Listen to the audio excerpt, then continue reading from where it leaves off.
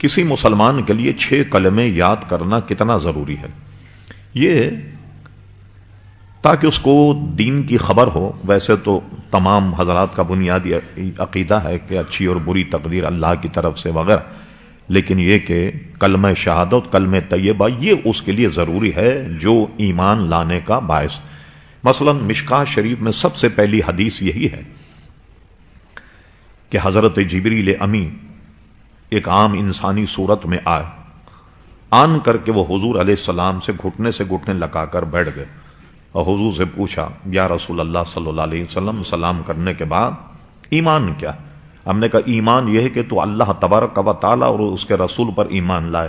اشہد ان لا الہ الا اللہ واشہد ان محمد رسول اللہ صلی اللہ علیہ وسلم. پھر اس نے پوچھا کہ اسلام کیا ہے؟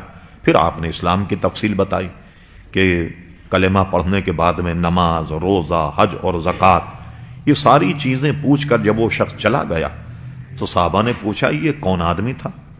ایک تو گھٹنے سے گھٹنے لگا کر کے بیٹھ گیا اور جو آپ بات کر رہے تھے تو وہ تصدیق بھی کر رہا تھا، بالکل بالکل آپ ٹھیک فرمات.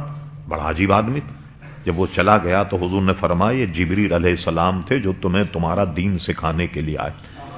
کلمہ طیبہ، کلمہ شہادت، یہ یاد ہونا یہ بہت ضروری ہے. کسی آدمی کو اگر یہ نہ آتے ہم نہیں کہیں یہ مسلمان نہیں، لیکن ان کو جن کا ذکر اس میں سب کو مانتا تو ہے نا وہ.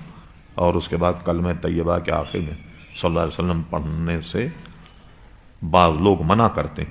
اصل میں کلمہ طیبہ جتنا ہے، جیسے کوئی پڑھے لا الہ الا اللہ محمد رسول اللہ، اس کے بعد اگر وہ کہہ دے صلی اللہ علیہ وسلم، اس میں کوئی حرج نہیں.